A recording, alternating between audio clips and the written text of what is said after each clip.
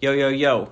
It's Tri-Town Tory. You already know what it is. Coming to you live in effect, live in the Northwest. Today I got my friend Red with me, and we're just going to be talking about whatever I want to, whatever comes to my mind. I like to do things spontaneous, and I like to talk stream of conscious because sometimes that's how you get some really unique things out in the universe. So today I decided to have my friend with me, and we're here talking, and we're sharing a blunt right now. Actually, we've already smoked, I think, one, maybe two. No, maybe one. I think it was one. Okay. We were just talking about something off before I decided to hit record. Cancel culture is something that's really interesting to me because it seems to become something different every year, something more specific. And now what I notice is that it might not be as powerful as it was at certain points of movements like the Me Too movement and things of that nature, but it's still effective in a way where they can cancel you in a way that it affects you in the corporate world, where you get endorsements that are lost and you get opportunities that are removed. Like if you were going to host at the Grammys, I believe Kevin Hart was involved in something like that. Whenever those things kind of happen, it makes you really try to step back and recalibrate what this thing is, if it's relevant to your life. You know, if you're an actor, a rapper, any kind of position where you, even a person in the public, like a politician, if you get put in a position where you have to leverage who you are in real life and who you are online, and some people can't balance that act, and sometimes they end up exposing themselves. How do you feel about cancel culture right now when it pertains to things like YouTube and you know, Twitter specifically, because that seems to be the platform where everyone gets canceled. Yeah. If it doesn't happen on Twitter, then you didn't get canceled. Yeah, that seems to be the place. Like even Donald Trump seems to use that as his megaphone to the world before he was completely removed from the app entirely, which I think is pretty hilarious. I mean, I don't really have an opinion either way of what I wanted to happen if I had a choice, but being that it happened, I think it's funny. I think it's hilarious. I loved it because I was like, cool, I can wake up every morning and I don't have to see his bullshit. Exactly, because that shit really affects your day. I mean... Oh, yeah, I'm like, cool, this is what's happening today. Yay. I'm just so glad that I can just pretend like our country is just running itself. I don't have to care anymore as much. Yeah, exactly. Where we're trying to get back to a better place, because it's going to take a long time to work through some things that we inevitably have to face, even though certain administrations were trying to avoid facing them. You know, we could have been a lot more prepared for things, you know, obviously like the coronavirus. We have experts who were saying that this was going to happen, and Obama's administration had set something in place. It should have been there, but, you know, for whatever the reason, it wasn't. And I don't mean to get too political, but these are the things that people don't really talk about. They seem to avoid those things when they're trying to get their point across. This is really nasty shit. Yeah, I mean, a pandemic happens like this every 100 years, historically, on rough. And, I mean, we were due for one. We were prepared for it. But suddenly it all disappears. All the preparations are gone. Yeah, almost like it was done intentionally. Yeah, it's like, ooh, I wonder who came in and was like, ooh, let's make the last person look bad. Exactly. And, you know, you have the death toll as high as it is. Somebody has to be accountable for that. And you go to the top of the fucking chain and you look and you see that there is no accountability. It's like a country that's being led with no fucking driver.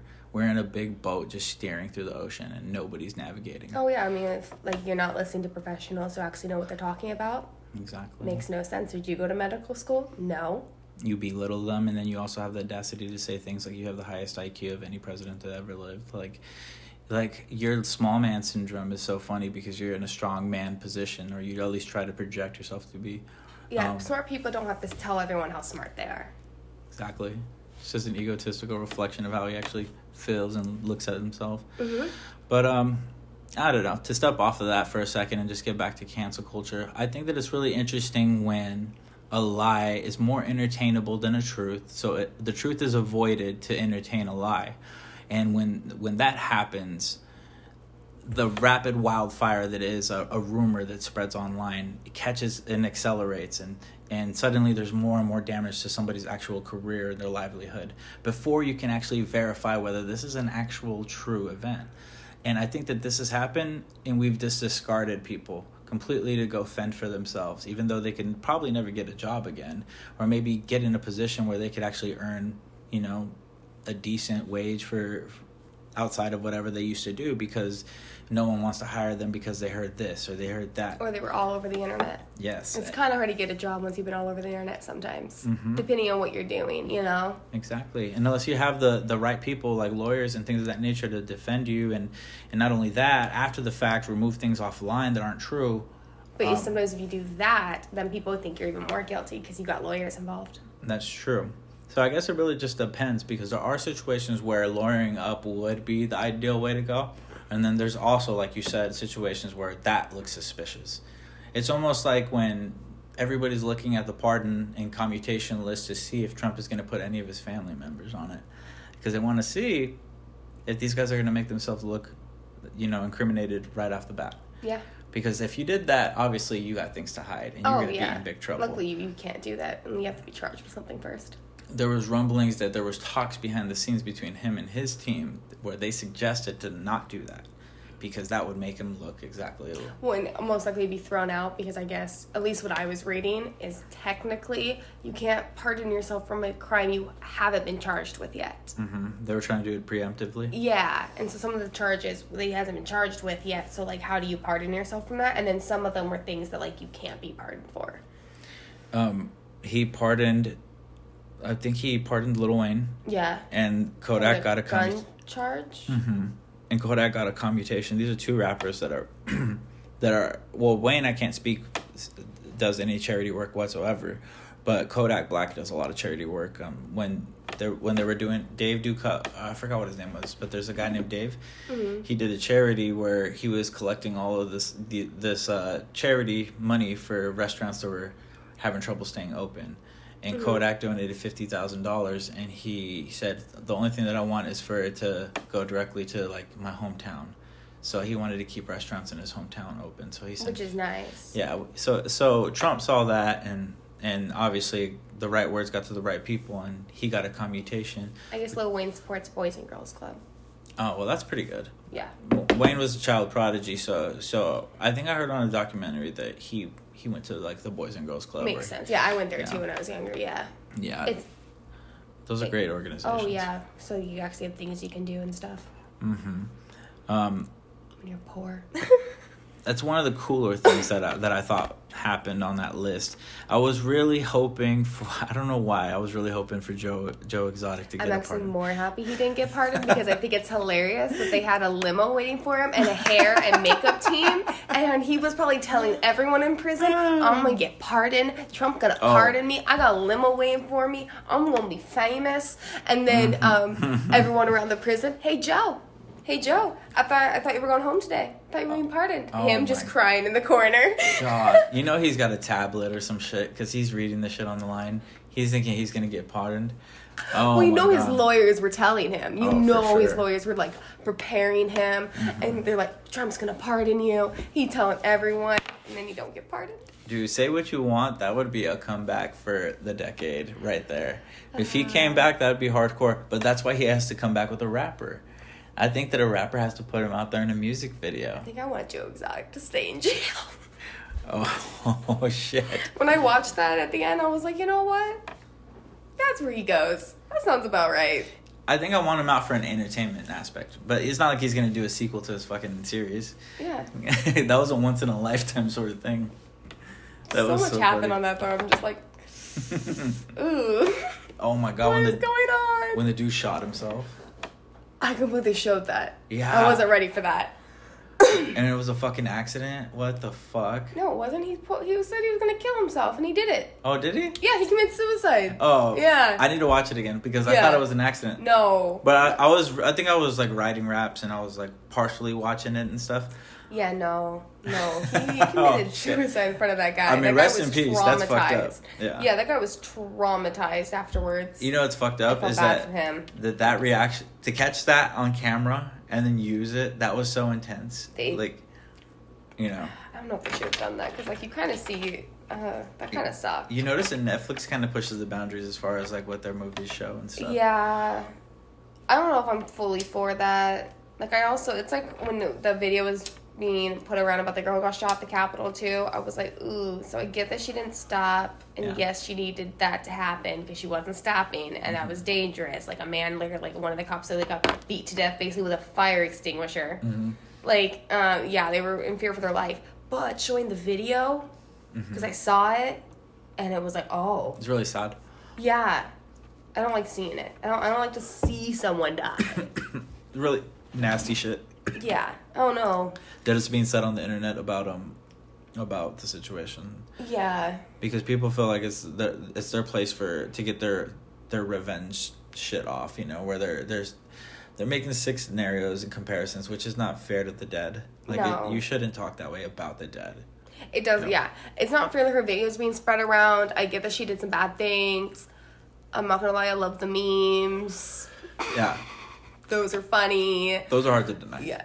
Those are the only things that are funny. But, like, I didn't like seeing it. Like, I don't like it when people start posting the videos of people, like, dead on the internet. I hate that. I'm like, please stop, everyone. Yeah. It's really inappropriate. That never at any point felt like a technological advance for me. Like, it didn't seem innovative whatsoever. What it seemed was, like, carnage. Well, it's like that TikToker, too.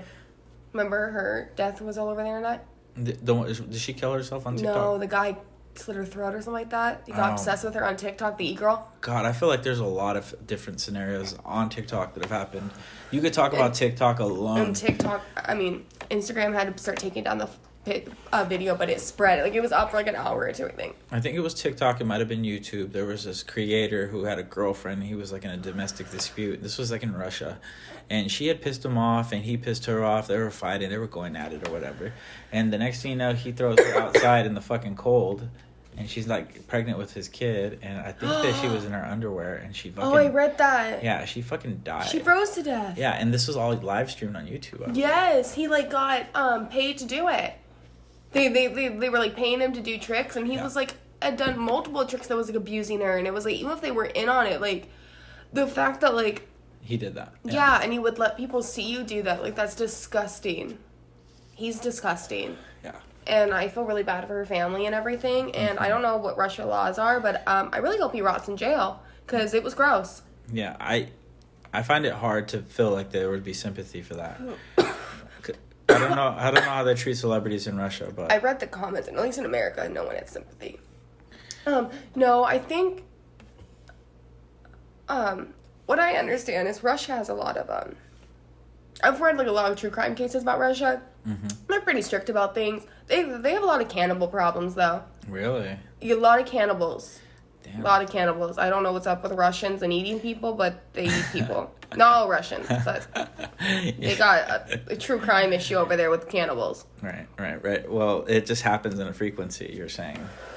Way more than any other country that, at least that I've researched it when I watch true crime. Like, that's the one where it pops up the most. Sure that there was some tribe time. You know, like there were some tribes that ate cannibalism. Okay, so Russia didn't have tribes. No, I mean like in other countries, like maybe they weren't necessarily. Well, there's countries in like Africa where they eat like the deceased as like a as like what's it called, a ceremonial thing, like they eat their brain, and it's something about like being connected to their loved one. That's a thing. There's a singer named Azalea Banks. Have you heard of her? Oh God, yes. She was in the news recently. Did you see what she did?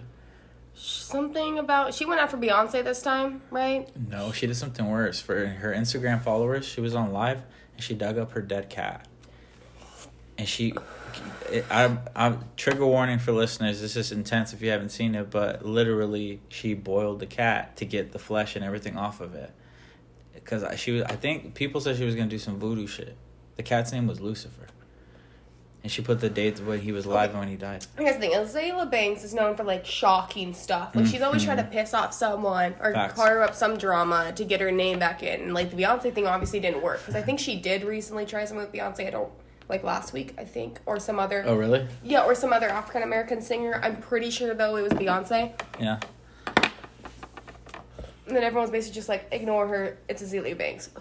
However you pronounce her fucking name. Yeah. And so I'm pretty sure, I kind of hope it was a fake cat. And she was just like, ooh, I'm going to do shock value. Is that what you think? I think. Because... I like to think that she's not that psycho. But, I mean, I could be wrong. I never thought about it, but that's the only way that anybody could probably do that and not throw up everywhere. Well, unless you're psycho. But, I mean, she doesn't really, like, at least from what I've seen, other than just being narcissistic and wanting attention, and not knowing any other way to get it. Yeah. Because her music career is like, whoop. Yeah. I really feel like she faked it. You know, like, you put a ham in the boiling water, maybe it falls apart, and maybe, like, corned beef. I don't know. I never watched the video, so I don't know what the meat looked like while she was doing it. Yeah, the bones look fucking real when I saw that shit. I mean, it could be real bones, but maybe it's not cat bones. Or maybe it's, like, a different thing. Maybe it's not the dead cat. You know what I mean? You know what? I think it was so shocking that it was just instantly believable. Yeah. But to think that somebody could do that and, like, not really be conscious of, like, disease and bacteria and shit like that. You know what I'm saying? Like... No. Like, how could you do that and not worry about getting sick? Because that's disgusting. Like, who knows what is on scale? Like, human remains, you know? If she really did that, like, she can be, I'm pretty sure, put into as, like, a psych ward, because that's signs they are not mentally stable. Like, no sane person would dig up a cat, put it in a pot, and then be like, I'm going to do some shit with it. Right. I don't think What are you going to do with it? Well... It's weird. On some voodoo shit... I don't know anything about it, but I could see that being a ritualistic thing where you boil a cat and make a soup. And then, who knows, that bitch probably ate the soup. Well, okay, so from my understanding of voodoo, like, how it's portrayed... Again, this would be her then doing fake stuff, because from my understanding, how voodoo is portrayed in the media is not correct. Right. And that it does have, like, I think Catholic, or not Catholic, but, like, Christian roots to it. Like, usually it's not seen as, like, I mean, I guess Christians see it as, like, dark magic and stuff, but, like, technically, like, I know they kill chickens and snakes, but I don't think they kill cats. And I really don't think, like, good ones and, like, good people are supposed to, like, do anything with people, too. Like, I think it's more of, like, a sacred thing, and then, like, the media's made, like, ooh, voodoo, scary witch. Really? And that's not really what it is. Yeah, I've, like, watched...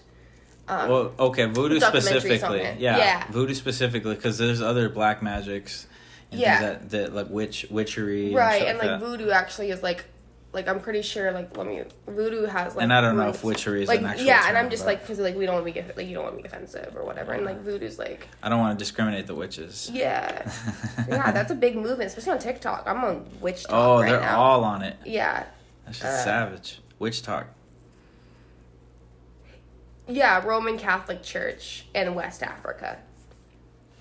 In between the 16th and 19th century. So, yeah, it has, like, Christian roots. Oh, so that's what it has in common with Christian mingle. Yeah. Christian roots. Oh my god. Oh my god, did you know there's a movie called Christian Mingle? No. What the fuck? Yes, I watched people do, like, little, like, commentary reviews on them. Yeah. And it was so funny that they actually did Christmas Mingle, right? And then they must have thought, ooh, I can make extra money off this. And they, like, either reshot the whole thing or just re-edited the background and made it Christmas. And called it Christmas Mingle. Oh, wow. Opportunistic. Yeah. But literally the whole movie Christian Mingle is literally just an ad for Christian Mingle. The dating site. Like, it's literally a whole, like, movie that's an ad. That's pretty smart.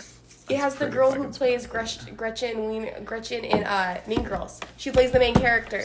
That's crazy. Yes, the girl that's like, my family's like, what was it?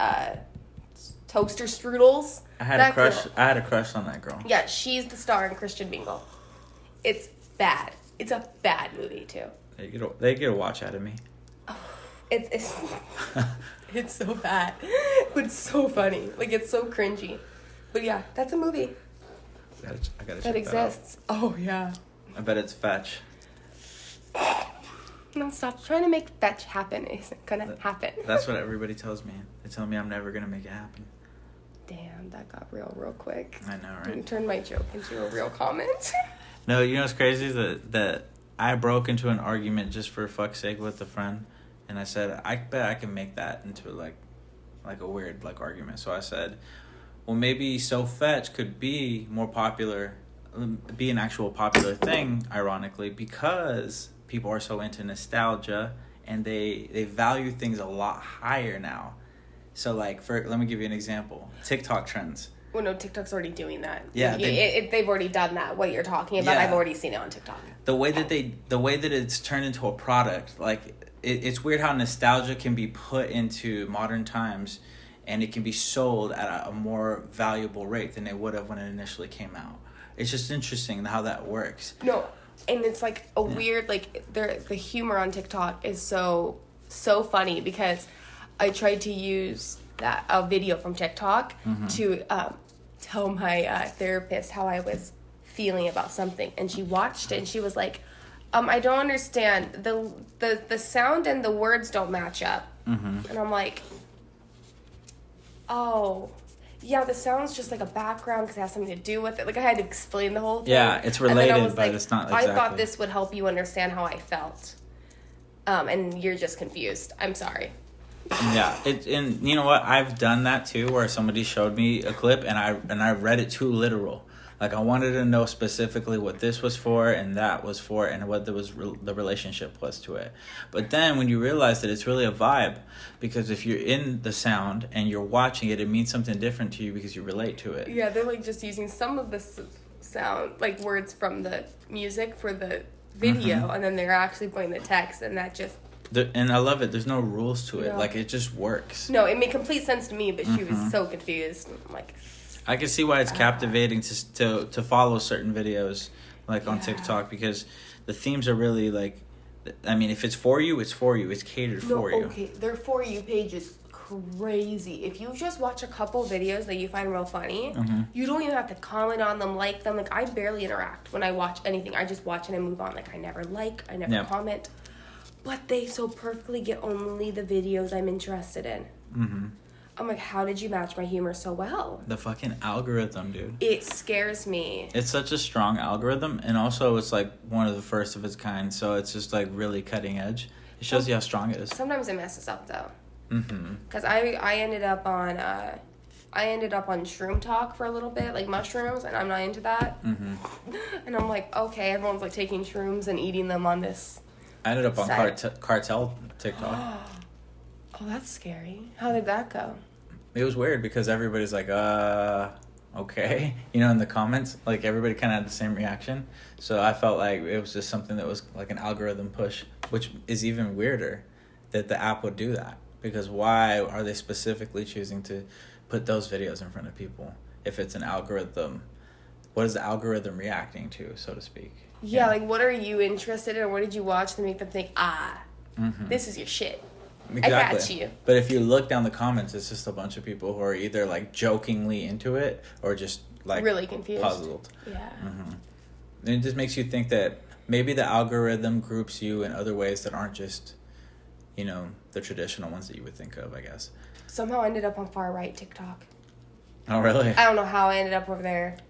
Sometimes that's like the opposite. In a joking kind of way, I do end up over there too sometimes. I'm like, I haven't looked anything up. Why am I finding these very offensive TikToks? Yeah. Whoa. Like, I watched it, and I was like, whoa. Because I watched one, the algorithm was like, ooh, you like this. And I'm like, no. I was just really confused. Please get me off. I'm done. Like, that's what does suck. If you watch one video through, it's like, ooh, you're interested. Exactly. And sometimes the page is so on that you just sit there and watch through, like, 30, 40 of them. Just next thing you know, you're like, oh shit, I gotta get some shit done. Yeah, no. I get some, but the ones that hit are really good too. Like the ones that are like, oh wow, like that one right there is a badass one. Like you got a lot of information from it, or whatever the reason you like watching TikToks is. Mine are specifically like, I get like information bursts.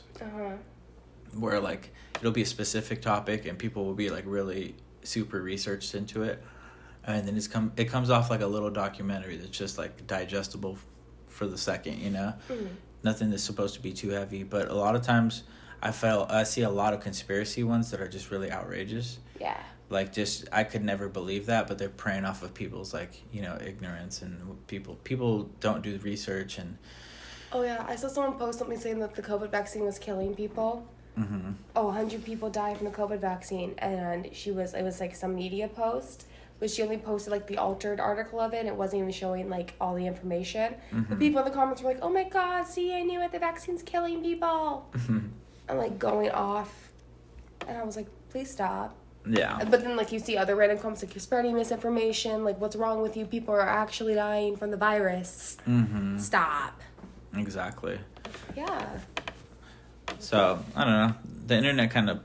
It's just amazing how, like, the internet plays a huge role in this, because people aren't doing these things in their day-to-day life, but they're people at work and their family. Like, they go online to find confrontation. Yeah. Like, everything that kind of stems into real-life problems is kind of weird how people go through a portal in order to end up to that, like, conclusion. Because they weren't comfortable. Like the woman who went to D.C. She was a veteran, and she had a lot of things going on for her, it looked like, in her life. Yeah, she was addicted to the internet. She loved Twitter. She put her political views on Twitter. She aligned with a lot of people who saw things her way. I found out it was ironic that she retweeted something that was along the lines of traitors or treason. People who commit treason need to be murdered execution style or fire squad. Well, see, she was so far in the conspiracy theory, though, from, like, the internet and being, like, this echo chamber of only the kind of people that she was interested in, That's most right. likely, that she believed that the people that were in the Capitol, most likely, were the treasoners, not them. Like, she thought she was doing her country a service. That's what I've seen, is these people honestly believe that they were doing their country a service. Like Horn Guy, his lawyer is saying that Trump needs to pardon, should have pardoned him because he was there on the invitation of the president. All those people were there on the invitation of the president. They weren't trespassing because of what he said during his speech. So he was like, my client isn't at fault because the president invited them there. Well, that's crazy. Yeah. I was like, lawyer might be onto something. Yeah. I watched it too. Well, it's a big mess. Yeah. But that's the thing is, like, she honestly thought that, like, she was helping the country, though. Yeah. But they broke into the building. But she thought she was in the right. She wasn't at all. And she got what unfortunately needed to happen because she wasn't stopping, and it let everyone else know, oh, this is serious. They actually have guns. Yeah. Unless you really want to have a shootout with the cops right now, you need to get out. Exactly. Well, rest in peace to her. It's just crazy that it played out so fast, because she was literally tweeting up to it. Yeah. Well, not literally, but she was tweeting. She had tweeted during the day. I mean, yeah, she said that they couldn't stop them. Yeah. And it's just amazing that, not amazing, that's not the right word, but it's a crazy time where we can see these things and then go back and, like, look at old tweets, and it's someone's life, and before you wouldn't have had any knowledge to, like, look, that wouldn't have been a person of interest in any kind of way, but it becomes a person of interest because of what happens to them. And it's weird how your life is kind of frozen after you, like, pass away in some weird kind of way like that, or just in general. Well, it's kind of also really sad because it's, like, weird because, like, when you look back at some of the tweets, too, like, you see the signs that maybe a family member should have been like, hey, we need to have a little bit of a talk. We need to have a talk. You need to chill a little bit. You know? It's easy to keep your family out of those sites. Yeah. You know? I mean, I feel like, though, that people talk like that, a lot of times, like some of the kids, like, I don't know if anyone's seen, like, the funny little memes where, like, the kids have turned in their own parents for being at this riot. Mm-hmm. I've seen some. I'm just saying, sounds like from how those kids talk, those parents are pretty open about their beliefs. Yeah. I just feel like most likely you're very open with your family, too, you know? Mm-hmm. So, I feel like family members probably saw them and probably just ignored it. I'm just like, they just post stuff on the internet instead of being like, hey. What do you think about that Kyle kid that got out of fucking jail because of the $2 million that he got? Okay, yeah. So he walked across state lines with a gun, and he wasn't protecting anything. This isn't your state. This isn't your stuff. How our country is set up, like that. That's not where that's not yours. Yeah. You're not. You have no association with that state. Yeah, because he had... You looking for a fight. Kid shouldn't have got bail. Kids should have been stuck in jail. Learn your lessons. The same as those people who went to those islands, and then the mom or grandma was like, "Ooh, she doesn't want to be in jail. Please, help her get out." And it's like, nah, she went to another country and broke the law. This is what happens. The thing that really upset me was that after he got out, he was seen at a bar, and then he was taking pictures with supporters, and he was throwing up the white power sign. And he's not supposed to be at a bar because he's on parole, so he's not supposed to drink. Mm-hmm. It was just a compound of fuckery. And I guess there's discussion of this having some sort of ramification for him. And I hope so, because this will show white privilege continuing to be rubbed in our face. Oh, yeah. Yeah.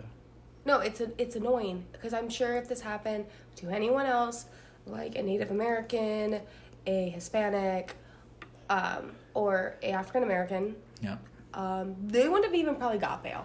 Yeah. Just saying. There wouldn't have been no revolution to get him out. No, they would be like, no, he deserves it. He's a criminal. He committed a crime. Which, I mean, this kid did commit a crime, but... I don't see any other group gathering funds to get somebody out of a situation like that on a mainstream level. I haven't seen it happen. It happens very rarely. The only ones it happens to, like, there was a big one for that girl who got sent to jail for killing someone that was buying her when she was underage. Was it the prostitute? Yeah, I can't think of her name right now. Wasn't Jodi Arias, was it? No. No, that's a different. Yeah, I forgot what her name was. I feel really bad. But she was like pimped out by like her boyfriend or something like that. Someone, and she was underage, and she went to this guy, and she did steal money from him, but he was like going to assault her, and she was being pimped out. So, damn. Kind of feel like self-defense was kind of there because it's a scary situation. Yeah, definitely. And, who knows? Maybe her plan was, hey, I'm going to take the money and escape from all of this. But, That was probably the plan. Yeah, but her pimp found her. From what it kind of sounded like, if I understand correctly. Damn. Yeah, because I read that like a long time ago. But people were raising money trying to get her out of jail. To get her clemency, I think it's what it's called. I think the governor of that state or mayor might have gave it to her because I think people were really excited about something recently, or it was being talked about, but then COVID happened, so I haven't heard about it since. Wow. Just it's amazing how there's like a technology where you can crowdfund like that. Using the internet as an interface to gather funds, and then, start a business or, have some major cause that needs financial backing.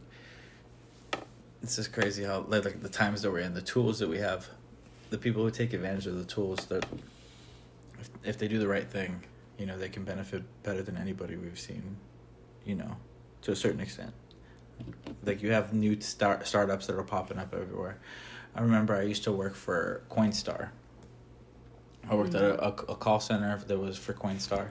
And it was really interesting because what Coinstar was a very popular, and it still is a very popular, like, kiosk business where people will go and take their change. Oh, yeah, I've used Coinstar. I've used it a lot, too, in the past because back when I was growing up, I worked at Albertsons, and I was like 17 working at Albertsons, and they got a Coinstar when I was working there. And I would watch people just bring in huge, jars of pennies all the time and leave like $50, $60. And I'm thinking to myself, like, oh, shit, I need to do this. And I remember the first time I did it, I got like $13. And I was like, I didn't know I had that much change. And I just continued to do it. And it was just fun, And I think there's still some fun in that because there's still a lot of change, I feel like, out there. When I was younger, poor, and so... sometimes we didn't have money to pay bills, and so we had this huge Coinstar, and it was really bad. My mom was like, today's the day. I've been saving it for like 5 years. We need the money. Let's go. And me and my sister and my mom are all dumping like this huge thing of coins in. Gave us like almost $100. Paid the electric bill. Damn. It was great. That's pretty. We got electricity that month. That's pretty dope. I had a thing like that one time. I used to have a whole bunch of like DVDs and video games and stuff. So I would take them back to Hastings, which was the store that... Oh, I remember Hastings. Yeah, they sold CDs, but they also bought like CDs and DVDs. Yeah. Video games. And as long as they were in good condition, they could resell them. What they would do is they'd just mark them up. Oh, yeah. And I thought that was a really good business model because they kept their doors open for a very long time. Yeah. There's even still some out there, I believe. Yeah, it was sad when ours shut down. I know I used to go there a lot. But what I really liked about that place is that you could go make some money off of some things that you had that, there was a value that you didn't know because they had to look it up right there in their little system, which I thought was really unique. Like, what did they go off of? Like, what system did they go off of to determine what the pricing would be that they would pay for things? I don't know. I hope it was better than GameStop's, though, because I've heard GameStop is like, oh, you give me 10 games, here's $2. Yeah, I could see that being a thing. That's why they just went out of business. Oh, really? The one by us is closed. They're the only, the one we had over by Target, closed. Oh, damn. Yeah, it's doing the, clearance, everything, even the fixtures, sale. Oh, shit. Yeah. Well, the pandemic's been very savage. Yeah, but, GameStop was on, they were on thin ice. Yeah. Yeah. Everything's, digital now. It's crazy. Yeah, it's crazy the move because the move is fast. Yeah. As far as how technology pushes business, and it forces it. You know what I've noticed is the more tablets that are being used for businesses. Like I went to a local business. Shout out to Picante. They make really good tacos. If you have access to that place, go check them out. This isn't an ad, but I rock with that taco truck. But I went there. You got me those tacos. Yeah, those are fire. Yeah. I went there and I paid and they swiped it on their tablet, and I thought, for my merchandise sales, that would be a pretty good idea. Maybe I should get a Square reader or something and just have a tablet or something and make transactions right there. That's a really good idea because right now I don't have any way to take card payments in public, but that would be a good thing. That's probably what I should do. But the reason why I say that is that's another technological thing that's kind of revolutionized our life, being able to make transactions anywhere on a tablet through a little reader. Square, that's the owner of Twitter. What's his name? Jack Dorsey. He owns Square, he owns Cash App, and he owns Twitter. He's owning all these billion-dollar assets, and they're just all really successful. Side note: the CEO of Twitter looks like he'd be the CEO of Twitter. Yeah, totally. I'm just saying, he looks like he'd be the CEO of Twitter. I forgot what I was listening to. He's a millennial, right? He's young. Yeah, he's younger, I believe. I was listening to somebody was talking about him, and they were saying that he's one of those guys who was kind of affected by his own creation. He created Twitter, and then Twitter kind of created him, who he became, because he's different. If you look at him, he's got a real liberal he wants to share with the world as opposed to just having a selfish kind of mind state. He's very open towards the world, and he's very futuristic almost in a sense. Looks like he would be. I'm just saying Yeah, he's a really great guy. Then you hear people like Joe Budden talking about him, and other popular people who are connected to him in some sort of way. And it's really, you'd be like, okay, if there was a CEO that I could have dinner with or just have some drinks with, he would be a really cool one, because I don't think that he would be weird. I think that he would actually be able to be on the level and be able to talk to whatever you're saying. Elon Musk is another one. If you seen him with Joe Rogan, the way he smoked, I was like, dude, there's nobody who's in his position, his stature, that would smoke like that publicly and risk what he risked without giving a fuck like he did. I'm just saying, I've heard some things about Elon Musk, and I'm just being a little bitch. Yeah, well, I don't know. I think he's cool, but I also I like Joe Rogan, and people. There's some people who don't like him as well. But he's just recently, I guess, done some things. At least I've heard. Gen Z going off on him on TikTok. Gen Z hates Elon Musk. Yeah. Alleged stuff? No, I think it's what was it? I actually want to find it now because, I feel like they usually have a legit reason when they really don't like someone. Because Elon Musk. Dude, he's so powerful. I couldn't even see him as a villain character. Ooh. Well, see, that's the problem. Jeff Bezos is more of a villain character. Imagine him being the hero. Jeff Bezos is the hero and Elon is the villain. And this is about that. That's a funny setup. That's a movie right there. That's too funny. I guess it was just about how he's treating people, and I guess he wants to move places because he doesn't want to pay taxes, and he's against I think it's either universal healthcare, universal education, one of those things. Oh, well. And it was like, I could be wrong. I just remember that's sort of what they were going off about, and I was like, oh, we don't like Elon Musk now? Damn, okay.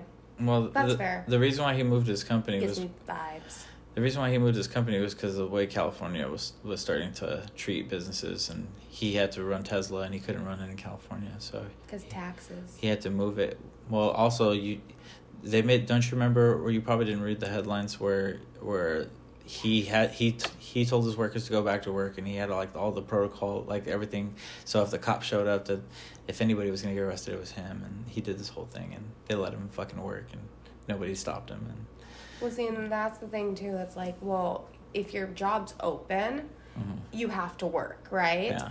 And even if you don't feel safe working, because you have to work in really close conditions. Yeah. And that sucks. Like, I know some people who have to work in factories right now, with meat plants, and it sucks. Like, if they test positive but they're asymptomatic, and you work in a meat plant, you still have to go to work.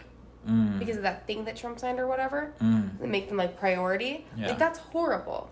Like, oh, you tested positive, you're asymptomatic, which you can still spread it.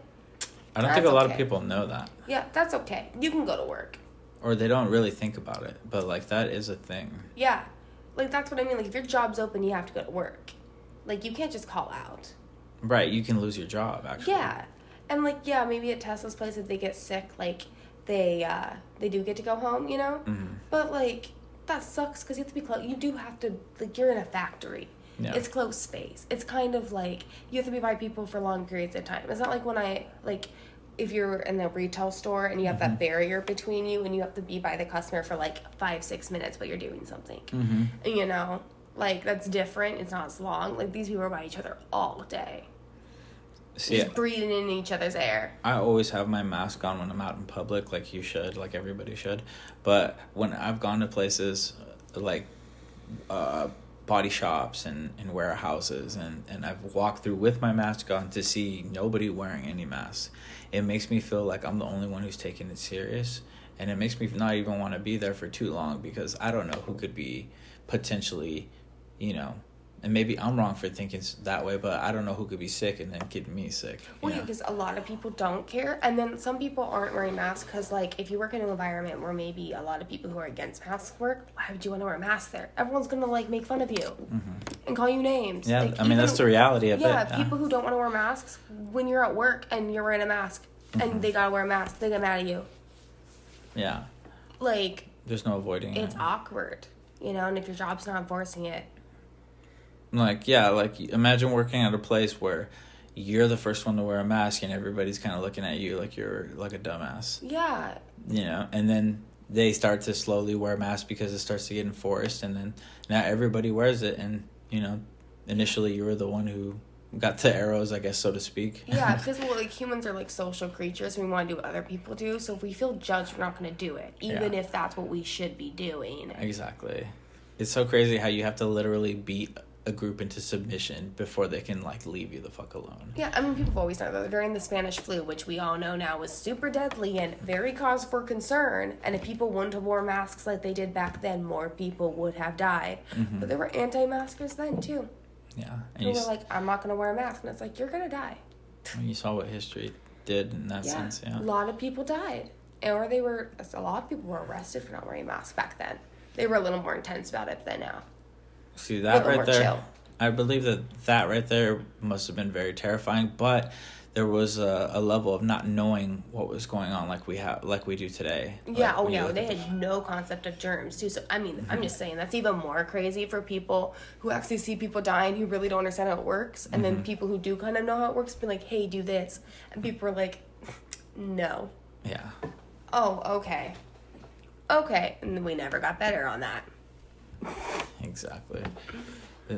It's so crazy because there's just so many different type of people, and then you start to realize, you know, there's a lot of people who don't give a fuck because they were raised like a fucked up way, you know. Yeah. They only give a fuck about themselves, and I don't know, people who can't get over themselves too make me kind of irritate me a little bit, you know, when you're out in public and I don't know. I've just noticed when you go out in public and then there's people who have their masks like all mangled up on their face or under their nose. Under their nose. Oh my god! Can we talk about under the nose just real quick? Oh my god! I just want to say defeats the purpose. Yeah, I just want to say if you're gonna wear your mask under your nose, just don't wear a fucking mask. Like, you look fucking stupid. You look stupider than not wearing the mask. I'm just saying. I hate you more for wearing it under your nose. Oh my god. It's the most irritating thing. It's the same as not using your fucking blinker. Even if you know how to do it, either do it or don't. Even if you fog your glasses up, like, you know, it's just not worth it. There's a way to do it. You can, like, tuck your glasses, like, you pull them, you put them you pull your mask, you put it underneath your eyes, you grab your glasses, you push them down maybe a little lower than you usually do,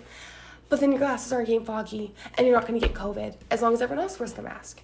Mm-hmm. Because, again, wearing a mask is only protecting everyone else from not getting the virus if you have it. It doesn't do anything if everyone else refuses to wear it. That's very true. Then it doesn't matter that I wore my mask. At that point. I'm only protecting you. And if you don't care about me, why the hell should I care about you? Yeah. Yeah, exactly. No, but, yeah. I mean, even you're going to have to deal with the public. That's a given because, you know, public is public.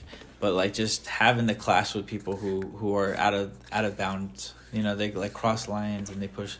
I've seen too many arguments at stores, like, where it could be YouTube worthy, where you could pull your fucking camera out and record it, than I'm comfortable with. You know what I'm saying? Like, you just stumble across people acting out in public, and you ask yourself, like, would these people be acting out if they weren't so addicted to the fucking internet? Like, it seems like everybody's trying to act out some sort of, you know, like, this is how I imagine how I would do this if this ever happened, and then they fucking do it, you know? My favorite are the people who are in the wrong and then whip out their phone and record it like they're in the right. Oh, my goodness. Every Karen ever. Karens are the leaders in the genre. They're my favorite videos because I love watching it. Somebody used the term "go Karen," like they were going to go Karen on somebody, and I just started laughing because I thought it was pretty funny. Dude, I've gone Karen on someone one time, and it's because I was trying to pay a phone bill, and they wouldn't let me pay the phone bill because my name wasn't the one on the thing. Yeah. But it was my phone, and I'm like, please just take my money. I just want you to take my money. Please. You flexed on them? Yeah, I was like begging them to take my money. I was like, please take my money so I can go and buy another phone and give you more money. Like, please take my money. And did it work? No. Oh, man. No, I had to get the person who was on the account. Have you ever escalated things and still didn't go your way? Yeah, that situation. I was on the phone with the manager begging them to take my money so I could give them more money. Oh, and I just did not comprehend why a company wouldn't want to take my money. It's the principle. Uh-huh. Like, please take my money. Just take it. Yeah, and he's like, I can't take your money. And I'm like, why? Why don't you want my money? What the fuck? It's good money. It spends the right way. The numbers will go through. Exactly. You'll get the money. It won't come up fraudulent. Whatever you need to hear. Exactly. But it's always tough dealing with those fucking call centers. It just always is. I mean, I don't like waiting, and then I don't like dealing with certain things. I don't know. I worked at a call center, and as long as you knew what you were calling for, mm-hmm. and you were willing to listen to me, it's going to go fine. I just need you to listen. That's like the startup that I worked at, the Coinstar. It was a call center. Yeah. So, when I worked at the call center, it was like a little community. It was literally like The Office. You had all these different fucking characters. Yet that they pretended to like each other. Some liked each other. Others had beef with each other. It was ridiculous. When I got fired from that place, I was just like, man, I'm kind of glad I'm leaving here. Same. Call centers are just weird like that. Yeah, like I showed up, I left. I really didn't want to talk to anyone. People wanted to talk to me, and I'm like, please just let me come to work and leave. Like, I'm at a cubicle. I can't talk to you any other time of the day. Like, and when it's break time, it's I've been talking to someone on the phone for 4 hours. It's me time. Mm-hmm. Go away. Exactly. Well, it's just a drama for me, you know. Whenever you're in a place that's just full of drama, it'll corrupt you if you get too involved with it. Everyone dates each other in call centers. That's very true. And that's awkward. Or they just sleep around with each other. Awkward. Yeah. Awkward. Always. I mean, just working with in close proximity with people who you'd not necessarily want to continue to have a strong bond with, you know, especially after you guys have actually hooked up. It's like, okay, now I have to work somewhere where I have to worry about somebody talking about me around the fucking corner. Yeah. It's annoying. Like, it's happened to me before where at the call center where I was no longer a private worker. Like, my life was like kind of out there, and you know, I was single and I was younger, so I didn't give a shit. But like, looking back at it, it wasn't good luck. I wouldn't have done it that way again. But I think it's one of those things that you have to live and learn through. And it was just a time period where, you know, I was just out of high school. I was like 22 or something. I was younger, and I felt like everybody here is so much older than me. And it was weird because you got like respect from everybody just because you were yourself. And that's kind of like any job, really. But it was a weird, like, cubicle. If there's cubicles everywhere and everybody's kind of, like, has their shit decorated their own fucking way. Call centers are kind of, like, futuristic in a weird way. Everybody's potted out and they're kind of, like, tapped into their own universe. And, you know, they decorate their shit in their own way. I don't know many other places that allow you to have, you know, space for you to decorate outside of, like, lockers. Yeah. You know? See, I'm not that type of person. Mm-hmm. I was there as a seasonal person. Yeah. I didn't decorate. I didn't care. You knew that it was going to be quick. Well, no, like at first I was like, ooh, I'm going to like this job. Yeah. I don't have to see people, because I always thought the issue was my face, of why people thought I was a bitch. What, resting bitch face? Yeah. But either it's just call centers or it's my voice too. Probably my voice too. Well, we got to also add that to the fact that some people can't just they can't stand a strong woman. So what they do is they kind of like ridicule and criticize it. And that's what I see a lot with younger individuals. I see that that's a generational thing that's really happening. It's weird because there's really movements to go in the opposite direction, but for the most part, people like to joke around and make fucking jokes and troll on the internet. You don't really know where the fuck people stand on things. And oh, yeah. It's kind of irritating. But I lead for positivity, and I always feel like the right way is always the good way. The good way is always the right way. So as long as you lead in that direction, no matter what the times are speaking to, you can always kind of leverage it. Like, this is where we should be going. Because it's weird. It's a dark time where the internet's always been uncensored, but the popularity of the internet is more than it's ever been because there's more users than there have ever been. So obviously there's going to be, you know, a demand for more like hypnotic content that'll keep people captivated in a time and space where they don't have to worry about reality for, you know, an hour or two or whatever. And it becomes a competitive thing, but if you look behind the curtains, it's a real scientific and technological thing to it's like going to the moon. These countries are trying to get to the fucking moon. Well, it's really these companies are trying to get to your brain faster. And it's really amazing how successful they are because every year there's something that's more addictive than the thing before. And people are just subscribing to it blindly, thinking, you know, this is going to be okay because it's just like everything else. It comes and it goes.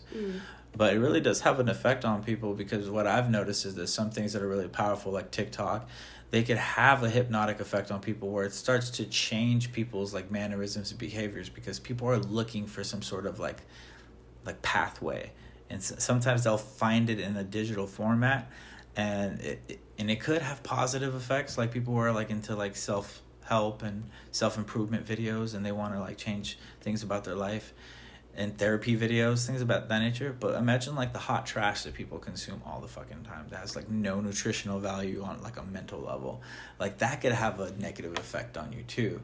And that's why I feel like the more powerful the technology gets, people need to check themselves and be more grounded in reality because you could become more of an extremist in whatever regard you choose to.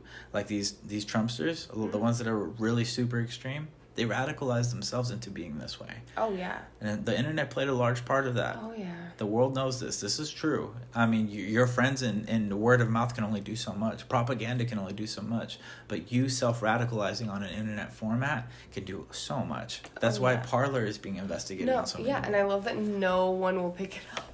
Exactly. Like, I guess they've asked like 5 different sites. They've all turned them down. Like, no one will host them. Well, nobody wants to be involved with that stink. Like, yeah. That stench would never leave. Oh, yeah. You would go down with them. But they're hoping that somebody like Trump, like, builds an infrastructure that's powerful enough, strong enough to have, like, everything that you would need to run servers on the internet and be a network in a sense. But it's impossible for that to even be a reality. It won't happen. Listen, the Trumpers are going to learn real quick that he for himself. And now that he's out of office, like, he's already turned on them. He's literally been like, Biden's president. I concede. I wish him well. We all should wish him well. And I pray for him. And I'm going to go off to Mar-a-Lago now to my golf course. Did you see when he walked off the plane with Melania and she kept walking and he's just sitting there taking pictures? And no, it was my favorite thing. I literally saw it recently, and I love that he stopped to take pictures and she just kind of like looked like, ugh, and just walked away. Right. Also, he looks sad. He looks like he's going to cry while he's walking around, and she's having the best day of her life. She's smiling. Oh, yeah. I've never seen her. She always looked mad every time she walked onto the plane. They weren't going anywhere. Yeah. But she was smiling. She was having the best day. I've never seen her smile. She looks pretty when she smiles. Dude, honestly, like, she realizes that she's not going to have to be around him if she divorces him. And I think that's probably what's going to happen. I really thought she was going to be a sugar baby. And this is not what she thought. She was like, I just want to be a sugar baby. I just want to spend your money. Well, some people think that she's an insurgent. And I want to raise my son.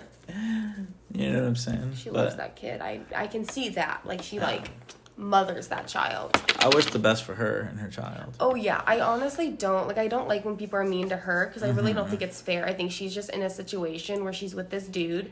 And how would you deal with that if you were, like, put in that situation? Holy shit. Like, that's crazy. He has money. He has power over her. Now he's the president of the United States. Like, who knows what dirt he has on her? Facts. Who knows anything? Like, who knows? Who knows? Real shit. And so she has her son. Like, she probably doesn't want to lose custody of her son or whatever. You know, she really does seem like she loves him.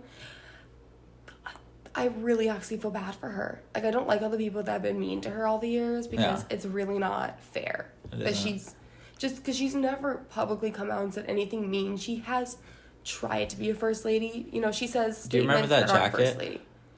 Yeah, see, I don't know what that jacket was about because where she went to the fucking the detention center. Sorry about that. Well, see, that was the only one that confused me because throughout the rest of it, she said a lot of things that were very like first lady like, and seemed like she was trying very hard to be the role. But it's very hard when your husband's an idiot and a bully. And I can see how like a fashion designer or whoever was responsible for that could sneak that past her because I don't know if she would know what that means right away.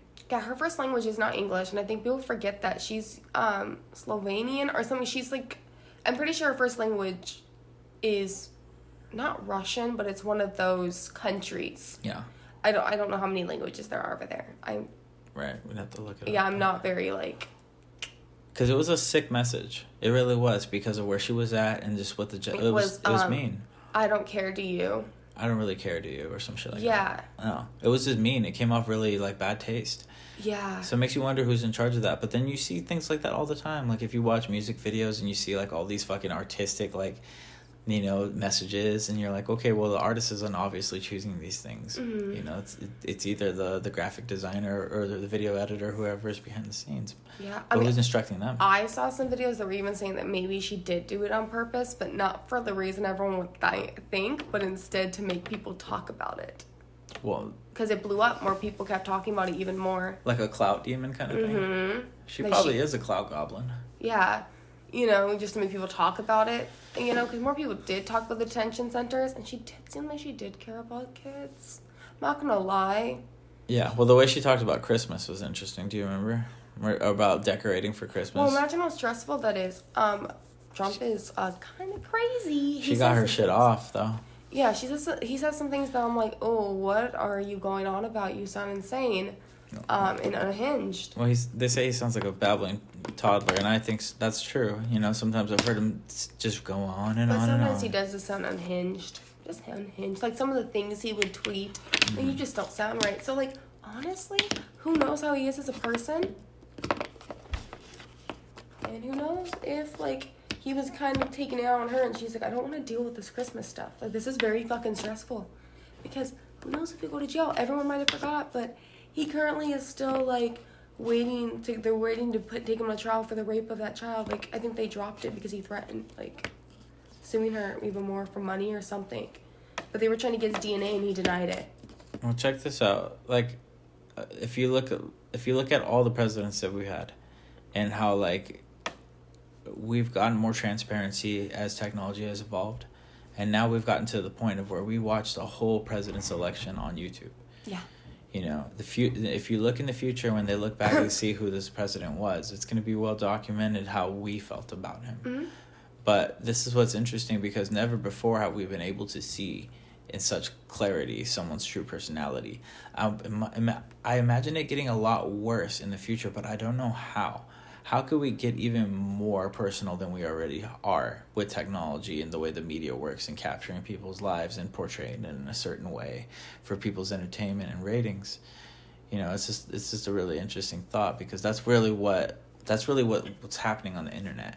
The internet's really a battle of information and entertainment, distractions, all sorts of things. They're all competing for your time, because everybody's only got 24 hours in a day, no matter how many people there are on the earth. So you have to contribute your attention to only so many different things, whether it's Netflix, whether it's YouTube. Everything's so powerful. You know what I was thinking about today? I was driving around and I was listening to something on Spotify that was like a podcast, something on YouTube that was like a podcast, and something on SoundCloud that was like a podcast. And I was like 15 minutes here, 15 minutes there, 15 minutes there. And I kept it all organized, and I was like getting something from everything that I was listening to. And I was like, this is like when Stanley Kubrick or, you know, one of these guys would read different books, and they'd put down a book, they'd pick up a different book and read. This is like me doing that. And I think... do not do that. I think it's really interesting because of the things that I learn and then the way that I can apply it in whichever way I like. But yeah, that's a little bit about like the way that we consume, you know, the things that the internet. Consume it. Yeah. But I think it's kind of changing, because like when YouTube first started, at least with like YouTube, it's very like short videos, right? But now, from what I've heard, when people talk about the algorithm, longer videos are the ones that get pushed more now, because people want to watch longer videos. They want it more like that's becoming the new TV. Almost like long content. Yeah, like I don't have cable. And honestly, I don't even use Netflix or Hulu that much. I mostly use YouTube for entertainment. Wow. Yeah. Yeah. Well, YouTube you can stay on all day. I mean, there's just so many different things you can do. Yeah. And it's free. Netflix has its limits. Yeah, I mean, as far as watching content. Yeah, like every once in a while there's something that like catches my eye on Netflix, like Bridgerton and shit. HBO's surprisingly a pretty heavy hitter, like as far as their content goes. Ooh, we tried Disney Plus when that first came out, and honestly, we got rid of it. It really wasn't worth the hype. Yeah, no. It really wasn't that great. I had it for a little bit. I didn't like it too much. Yeah. There was a couple movies, like, if you like the stupid Disney straight-to-movie fucking, the ones they showed on the channel, if you like those, because they're kind of corny and they're nostalgic, you know? Yeah. There was a couple of those that were pretty funny, but other than that, I really didn't. Yeah, well, like, we watched some of the things we were interested in, and then I was kind of, like, over it. There's people who grew up off Disney, and I totally understand why they would like it, because they could, and I think that's what Disney was hoping for, that people would try to cherish these like digital copies like they did with the VHS tapes and the fucking DVDs. But you're gonna find that when people treat Disney Plus like Netflix, it makes more sense for Disney Plus to exist, because people aren't gonna collect old movies like, oh, I'm gonna keep Disney Plus just so I can go watch The Little Mermaid every fucking year. Or, you know, it's a tradition for... There are people like that are traditionalists, and they have to have things because it has to be there for when they... But then they'll just get the original copy. Exactly. Or for the most part. They can find it on almost anything. Like, I'm sorry, you can find... Like, I can watch Mulan. I'm pretty sure... Not Mulan. But I've seen... Not Mulan. My bad. I could watch, like, a bunch of Disney movies on YouTube. Yeah. Like, I can pay the money to rent it and watch it. Yeah, right? Because there's that option. And people pay for the YouTube premium shit, which allows you to, like, close the app or something, do other things while you, like, have the YouTube still playing. And okay, so you don't need YouTube Red for that, because literally on my phone, and I don't have YouTube Red, I accidentally do it all the time. I, like, go to click on YouTube when I'm done watching something, and I'll go to click on Facebook, and I have the little screen at the bottom, and I'm like, why are you there? And I think you can turn off your phone or close your lock screen and it still plays. Like, you know, those little things that other apps do and YouTube fucking doesn't. And now, you know, they can. And I think that's kind of cool. But yeah. I'm like, I don't think you need YouTube Red for that. But I already pay for so many things. I can't pay for another fucking... Why the fuck would you pay for YouTube Red when there's so much free content? There is so much. Like, I pay for a Spotify, right? Like, premium, but it makes sense because I got all my music on Spotify, like my own personal music, and I got my new podcast on Spotify, which this is actually going to be on. But that's why it makes sense for me. I had stock in Spotify. Like, I pushed Spotify. Spotify's good. Apple exists because it exists to me. That's all it is to me. Well, I used to like illegally download music through like, you know, shout out to Apple. Apps and shit, you know? And Google got rid of their Play Music app and they're like, "Oh, it's on YouTube now." And I'm like, "I don't know how that works. I'm not going to do that." Oh, so yeah, now I just listen to Spotify. I'm like, they "Why?" did that. Yeah, I'm like, "What? Why would I want They started merging their shit. Yeah, I was like, "Why the fuck?" Actually, that reminds me. Let me delete this. I'm like, why would I? Yeah. Why would I do that? Like, that doesn't make... Why'd you do that? That was stupid. I'm angry. Well, they gotta commodify. They gotta commodify their apps because it's not making sense to keep all these apps running when they're not as successful as they used to be. Those two didn't expect to, like, the music app on your phone. On. Why would you do that? It makes sense from one standpoint, and what that is that it's related in the sense that music is heavy on YouTube, so therefore there could be some commodifications of the departments, and maybe they're making people handle things. Yeah, I'm salty about that. Google, I am mad about that, and I'm sure other people are because I saw a lot of people complain about it on my Facebook when it first happened. Oh yeah, nobody likes when those new things happen. I don't like it. I still don't like it. I'm mad about it. It's amazing how the apps have like such an effect on us because we use them so frequently. Yeah. I literally just was like, I guess I'm not going to listen to those anymore. Spotify. Like when Instagram moved the or the notification symbol for their shopping cart or shopping fucking symbol. Oh, I don't shop on Instagram, so I have no idea what you're talking about. Well, I updated my fucking app for Instagram. Yeah, well, it just does it. Well, it was a different configuration at one point where you got used to hitting the spot for your notifications. Oh, yeah, this stuff used to be all down here, and now it's, yeah, I know what you're talking about. So they moved it so that you hit something else that was more beneficial to the app as a whole. Yeah. Like the shopping app. Yeah. Yeah. So I was angry. The reason why they did that was it was an aggressive move. It was a very aggressive move, and it was for money. You know, so now we're starting to see Facebook is struggling. You know what I'm saying? That angered me. Because they're making Instagram do that so Facebook doesn't look bad. And Facebook is going to follow suit in its own Facebook way. All sneaky, like, oh, the industry's doing this, so we're going to do it too. I forgot Facebook owns Instagram. Yeah, exactly. It's weird how Mark Zuckerberg kind of, like, he's, like, experimental with the way that Instagram works. Because he has an influence over there. Like, I don't know if you noticed it, but when you open those apps up, they have all the little icons on it now. Like, on the bottom, as it's opening. You can see, like, he's trying to flex all the companies that he owns, almost. Oh, I don't see that, actually, when I open it, so I have no idea what you're talking about. I wonder if... Oh, I'm recording right now, or I'd show you. But, like, what it is just almost like a flex, like a corporate flex. Like, this is who we are kind of shit. You open up your Facebook app, and it just has the Facebook symbol, and then it has, like, Instagram's logo, WhatsApp's logo, like, all those things. I guess maybe it doesn't. I don't know. Let me see. Okay. When I hit it, maybe it does it for, like... There. Oh, I guess, boom. Yeah, you're right, it does. Okay. Never mind. So, but it's like a flex. It's a corporate flex, you know? When you see corporates do that, they're trying to show you, like look who has the motherfucking big stick, you know what I'm saying? Like, Google will try to do it, but they're actually doing the opposite. They're commodifying in the opposite direction. What does it say? I can't read as fast as you can tell me. Breaking. Hours after President Joe Biden was sworn into office and implored the nation to come together, a small group of protesters gathered Wednesday afternoon in Seattle's Occidental Park for a tense demonstration that included a march through downtown in which a flag was set on fire. Anti-ICE protesters marched through downtown Seattle. That's a little intense, guys. Let's maybe not burn flags. Let's chill a little. Wow. Yeah. Is that all that happened? I hope so. Now I can't hit... What? Give it to me, Keeper. Keeper, why can I not click the article? Wow, that's crazy. They're wilding out over there, huh? That's fucking nuts.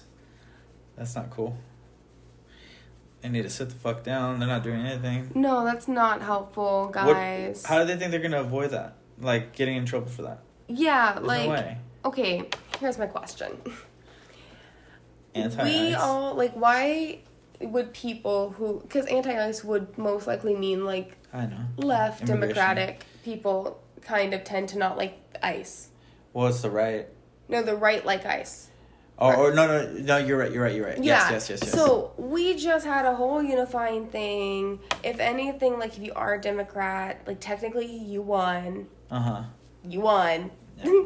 Why are you burning the flag? This is a good day for you. Why are you burning the flag? Even and I'm kind of in the middle, you know, who leans a little more left. And, and I'm not totally for ice. Personally, I'm kind of like, ooh, you guys kind of do some things you shouldn't really do. Kind of seems sketchy what you guys do to get rid of people. Yeah. Kind of unfair sometimes. Mm-hmm. I wouldn't burn the flag. It's really super something to look at. Like, the way that the Trump supporters wild out set the precedent how every protester is going to get treated. Because if, like, these guys who just went down in Seattle, they're going to get hit with the hardest of punishment, because, as they should, rightfully so. But it just shows you that there won't be any peaceful protesting, because we'll have, like, a protocol of how we approach all gatherings. Yeah, like, here's my question. This is day one. We celebrating the new president. You haven't even given him a chance to, like, maybe fix what you upset about. Exactly. Why are you protesting already? Give the boy a chance. Exactly. Even I, like, just kind of was like, Joe's better than Trump. Like, you know, exactly. It wasn't like, yay, Joe's president. I'm just like, yay, it's not Trump. Yeah, the way I look at it is like, give the guy a chance. The way I look at it is like, it's going to be a new era. Yeah. You know, new energy, and if anything, there's a lot of hope that we can at least have the patience to get things together. Yeah. You know, that's all it really takes. But at the same time, we're going to see this movement that's kind of developed in Trump's, you know, like, cult. They're not going away. They still exist. I mean, upon further examination, maybe we can get some of the most radical of them incarcerated. So, because they should be, because of the propaganda that they've followed through with.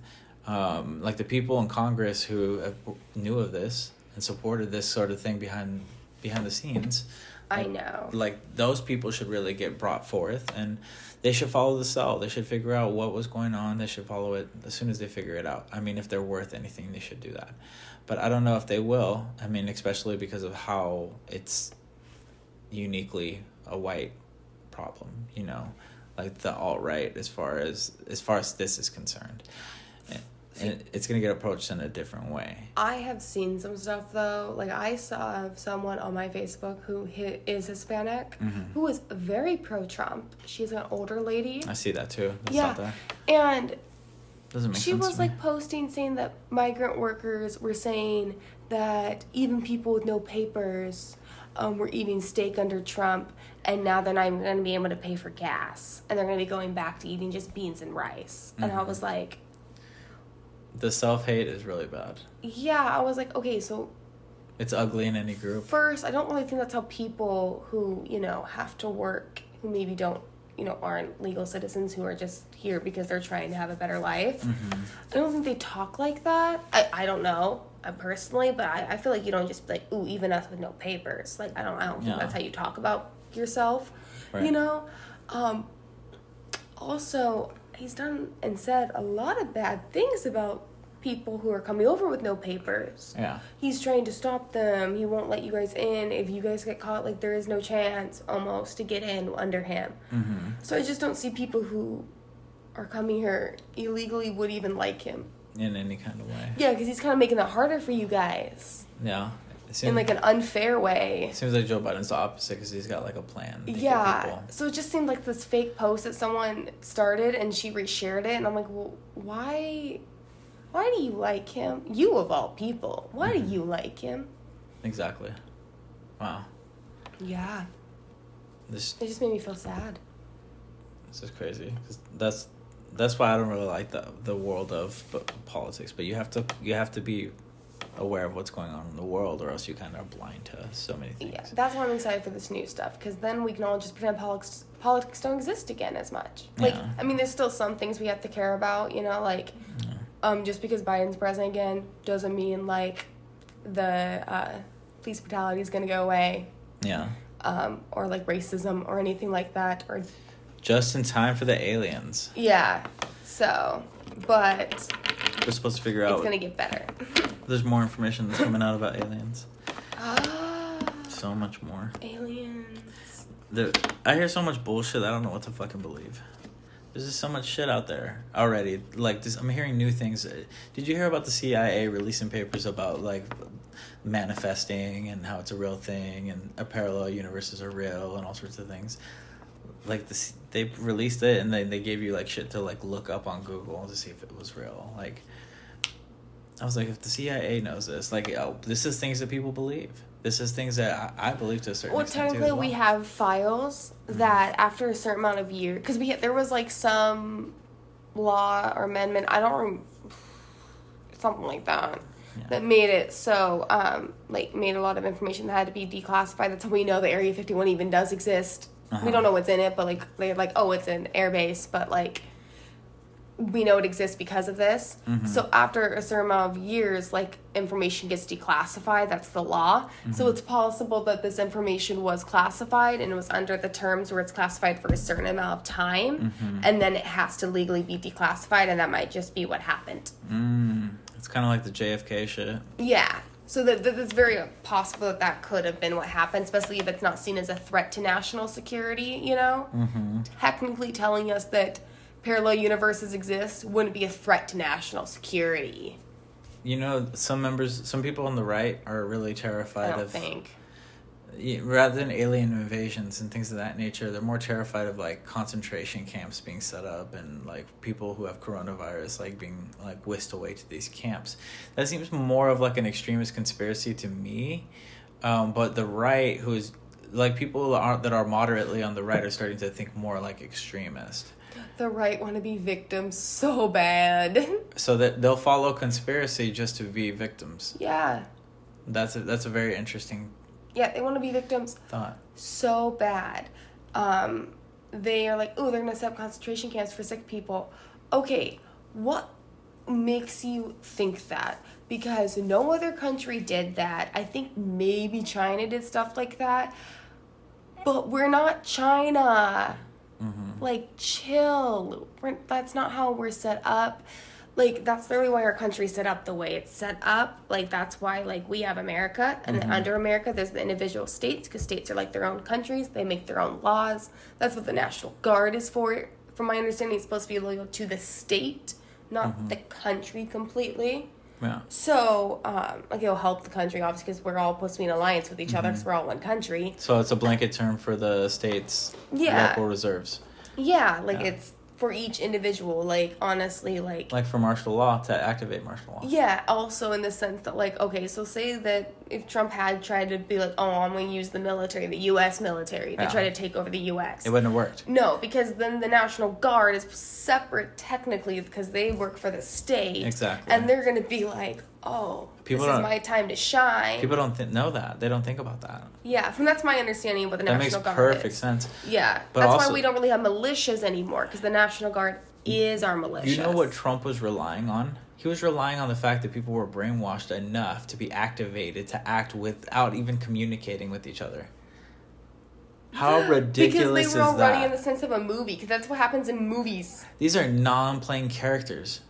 Or is that what the term is? They wanted to play Call of Duty. That's what was going on. Well, think about it. Like, how ridiculous is that? People were breaking into the Capitol and they said, we don't know what to do. What's next? They were saying things like that. And it's because there was really no driver of anything. Well, because here's the thing.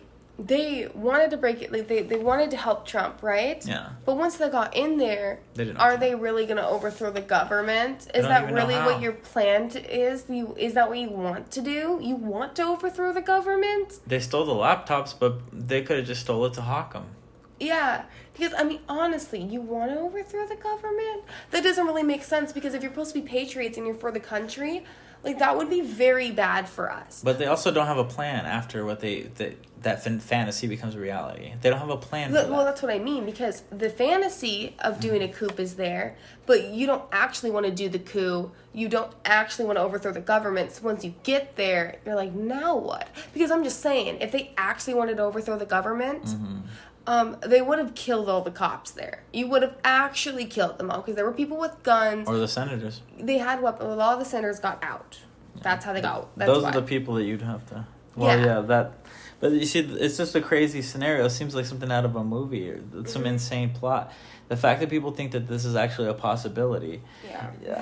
I see these like crazy QAnon people who have conspiracies that are so outrageously like I try not to judge, but like as you see these things being proven to be, just propaganda, it's so hard to take a lot of it serious. Like I have friends who even think about this stuff like it's a reality, and I give them the benefit of the doubt in the sense that some of the conspiracies that they are afraid of are a real thing. The thing is that they just don't know the direction to put their hate and mistrust towards. You know what I'm saying? They use the conspiracy as an excuse for their hate, and they're using they're just adding their hate into it. I mean, that's honestly what it is. It's almost like totally.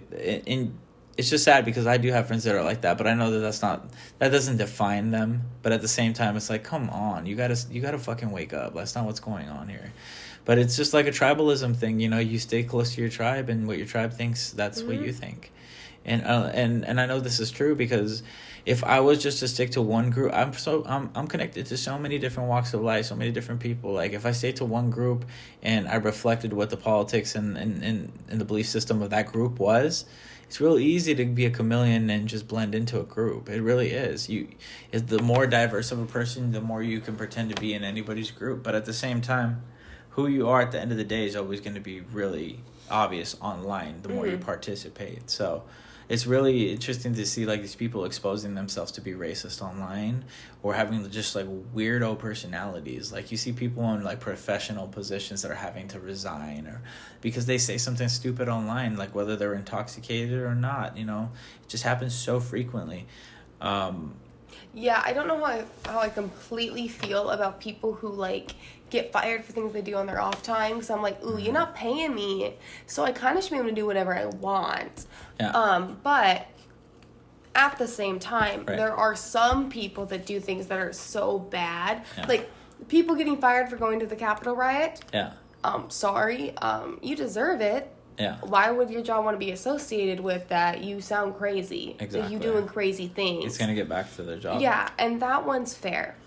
Mm-hmm. But if I'm posting something on Facebook and someone doesn't like it and they report it to my job, that's fucked up. Yeah. Mind your business. Exactly. And my job should mind its business too, because that's me time. You ain't paying me. That's me time.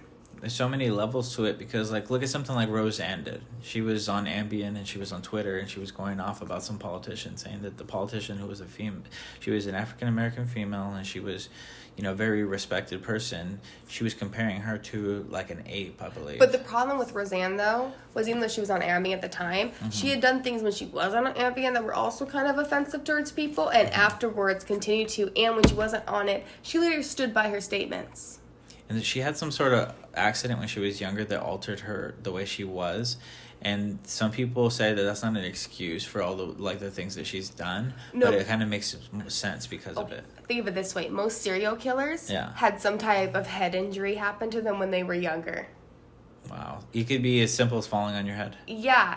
Do you still think those serial killers are bad people and monsters and guilty? Like Ted Bundy and stuff? Yeah. Yeah. Doesn't matter. They're kind of irredeemable. Yeah. I don't care if you hit your head. If that makes you a monster, well, damn, I'm really sorry you hit your head, but you a monster now. There's no way to really, justify over time. You know how, when people go to a prison, I'm rehabilitated, I can go back into society. There's a certain level where you can't go back into society because the things you did were just past the limit. Oh, like murderers and things of that nature, right? People who have killed people. I think that's about it. There's been cases of children who have killed their parents, but because they were underage, they get out when they're an adult. Yeah. And it's like, oh my God, they're just out in society now. Yep. And they hide their names because they have because they have to be able to get a job and everything rehabilitates. So they get new identities. Are they able to hide? They get new identities a lot. There's this one case where this girl. You can just get a new identity? Yeah, this girl and her boyfriend, like, she killed her parents, and she got out of jail when she was, like, in her mid-20s, something like that. They gave her a new identity. She has a kid now. Who gave... Oh, did she illegally get a new identity? No, the government gave it to her. How? So she can get a job. When they redistribute you back into society, they can give you a different name. If they have to. That seems like a power that's unregulated. Yeah, they do it too. Like, there's a case too in England where these two teenage boys, like, brutally killed this younger, two younger boys. They were young. Brutally killed and, like, trigger warning, sodomized a child. Oh my goodness. Yeah, and left him on a train track.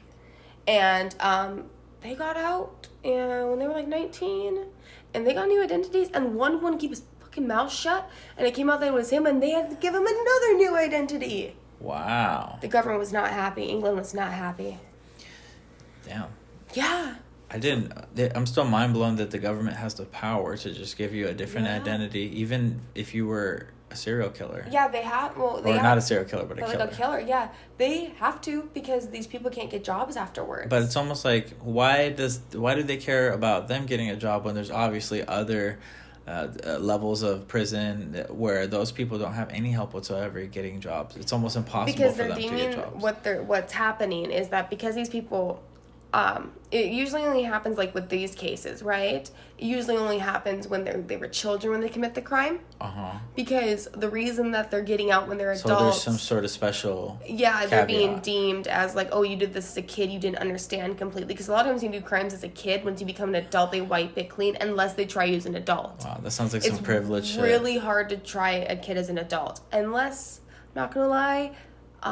If you are African American, there's a higher chance they would try you as an adult. See, that's what I'm saying. That seems like a privileged thing. Oh, it is. Because I don't see that being. There's a lot of resources. There's a lot of resources that aren't like seen, spread around in that sense. But the one in the U.S. that was a kid, white. The two in the England, white. But they also killed a white boy. Exactly. Well, she was rich and white though in America. It was a rich white girl. She wanted to kill her parents, take the money, and go live with her boyfriend. Because her parents were like, you can't be with this guy who's overage. Because you're a child. It's just amazing how the internet has made it so that world is transparent. And we're just able to see the injustice and the systemic racism and things that are inherent off of a country that was built off slavery. You know, and also with the Native Americans being forced on reservations and a lot of pillaging and things of that nature as well. So it's just amazing that we are actually still in one piece. I think it is time for a remodel of catastrophic proportions, a rebranding of sorts, but for positive, for something that in the future would be admirable as opposed to right now just trying to save face. Oh, yeah. You know, we have to get back to the futuristic, innovative country that we were at one point. Everybody looked at us as the bright, shining star. It just made sense that we were who we said we were. I think we're on the right track, though. I think that as soon as we get out of our way and get those speed bumps out of the way, I think that we're going to be full steam forward. Yeah. But we had to take 4 years off to recalibrate who we really were as a nation, because the people who actually matter are going to be in control now. Yeah. And that's different. And people will say, well, this and this and that. They're fighting for an old, dead establishment idea of what politics should be. Yeah, I'm sorry, but we shouldn't even have a two-party system. We're not supposed to have a two-party system. Exactly. George Washington literally said, hey guys, when I leave, don't create a two-party system, because then you'll be more likely to be loyal to your party, which is what the problem is nowadays, than to be loyal to the people, and nothing will ever get done. And that's exactly what happens in the Senate and the House. Nothing ever gets done because everyone is like, I'm loyal to the Republican Party, I'm loyal to the Democrat Party. And that's stupid. And so the minute he died, everyone was like, that was fun, that was good, we're going to worship him, he's the best president ever, he's the first president. We also going to go do the thing he said don't do. We get two-party system now. Like how I even feel like the House runs, like having the majority leader, like, okay, that kind of seems like a two-party system then. because we vote, like, it's whoever the majority party is who the leader of the house is or whatever. That sounds like a party system that we shouldn't have, but okay. See, when we get rid of the two-party system or our political structure just as we know it, my question is, what happens to the military? Like, who controls the military? Like, how do we go about these things? Okay, so military still technically should be controlled by the president. That's how England has it set up. I think the Queen has control over the military technically. So, like, Parliament can vote for things, and then the Queen is the one like, military. So we could have a president that doesn't necessarily come from a political party. Like we're supposed to.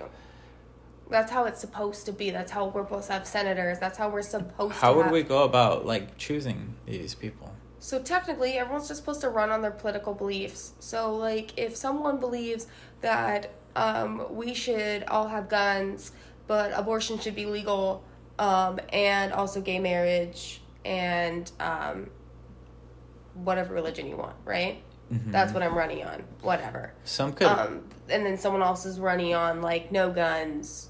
I don't like abortion. I want to give you all free health care. And you wouldn't need to have some sort of, like, title or name or to it. No, it's just be like, John is running on this stance, and Frank is running on this stance. Who do you want? And I know that you don't really like Kanye West, but it's funny how the only person who came to mind was him when you were describing that, because that's more of a futuristic idea, is for someone to be able to have their own beliefs and form it into a political technically party. Any third party who's trying to run not in a party is that. And there are people who do it all the time. They just don't win because of how it's set up. But in the future, it won't be from a political background is what I'm trying to get to. Like somebody like Kanye West who's a celebrity. Oh, I'm not saying that you can't have a political background. I'm not saying that maybe that's the job you want to go into, because I'm just saying there are some people that is what they are better at. I think you're right, though. What I think is in the future, the political infrastructure won't matter, so the establishment's going to dissolve, I think. So we would get something that's familiar but still like unrecognizable as far as what our election system's going to look like in the future, because we're going to still need to elect people to control. Oh yeah. You know, so it's just amazing to think about, like, Kanye West or somebody, let's not say Kanye, but somebody else like that we would like. I don't know who, and I don't care who it would be, but let's say that we do that. Boom, they could come from out of nowhere because social media allows people to have their own audience, so they could project themselves to that level, and then they could win a position. But that's only if we get rid of our two-party system that we have going, because technically, at least when it came to like the left or whatever, they really wanted Bernie, right? Yeah. But the Democratic Party does not want Bernie because he's too far left. Yeah. You know, Democratic Party is very moderate Democrat. That's what Biden is. He's a moderate Democrat, you know. Right. Biden is a socialist in a lot of cases. Yeah. And the internet hyping him up, they still making memes. Everyone see the mitten meme? No, I didn't see it. He's like sitting on a bench with his mittens, and he's like, everyone's like, this could have been an email. And it's so cute. He's so cute. He's just a cute little old man. I need to see it. Yeah. And the media, like, the left was ready for him, right? But the Democratic Party doesn't want him. So we don't get him. We got Biden, which is okay. I'll deal. It's better than the alternative. Yes. But I'm just saying, like, we could have better choices if we didn't have the two-party system. Yeah, totally. I mean, because it's such a rigged, like, channel. Like, yeah, it's whoever the party wants, not even the people, and I hate It's a popularity contest, but it's also who can get bought, like, you know. Yes, and even if you have a political background, because again, I don't think there's anything wrong with the idea of us still having people who want to be career politicians. Some people are charismatic, some people are ready to deal with that stressor, and honestly, like, not everyone could do it, and experience is good in a situation like that, so... It's a game of greasing palms to a certain extent. I don't think there's anything wrong with that being your career, but you shouldn't be associated with a party. You should just be running on whatever you want to run on, whatever your beliefs are, to a degree, you know. If you still, like, we can still maybe keep the, like, leaning thing, because I don't think it's wrong to be, like, someone leans right, someone leans left, someone leans, like, moderate, you know, or I'm a moderate left, I'm moderate right, because then you would somewhat understand their, like, sort of idea, so they don't have to be listing everything they're running on. Because there's a lot of stuff that each party does that people care about, right? Right. But on the basis of you're not going to be loyal to a party. There is no Democratic Party. There is no Republican Party. You might just lean right with most of your ideals, but then maybe you're like, I'm also running on these things, which maybe are left ideals. Because when I think about how I politically am, I'm not completely against guns, but I think we need a little, like, tone it back a little bit, guys. Right. We're a little too crazy about that. I do think we should have universal health care like Canada and the UK and those kind of countries, because they're doing fine. Right. Like, okay, you have to wait a little bit. But it's a good thing if, like, I watched someone on YouTube who got brain cancer, and he wasn't stressed about it at all. He was making jokes about it because he don't have to pay for that chemo, and he getting the surgery he needs because the government pays for it. Yeah. Because your taxes pay for it. You know? I think that if people knew that these systems were free and available for them if they ever needed it, people would go to work. People would still make economies boom. Yeah. You know, and it would be able to be maintainable. Yeah, because Canada's still running. Because guess what? You still want stuff. People want stuff.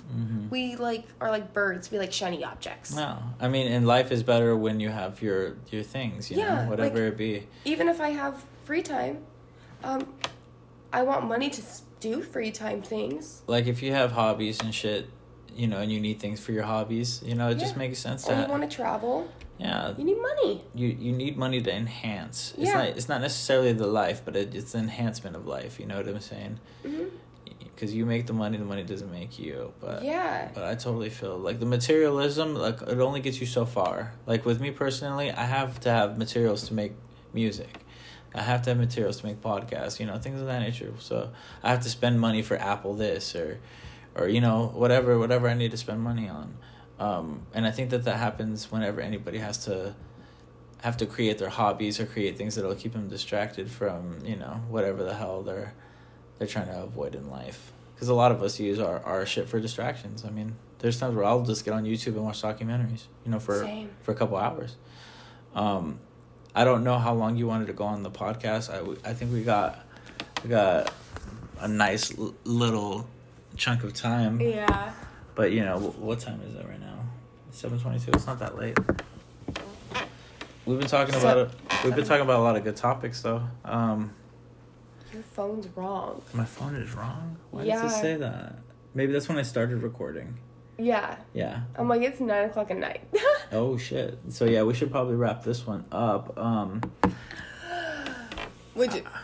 I don't have anything else that I wanted to say. I don't think that I have anything else going on besides the podcast. So I'd be trying to plug something towards the end of this. But is there any kind of like last thoughts that you wanna before we say goodbye to Red for the night?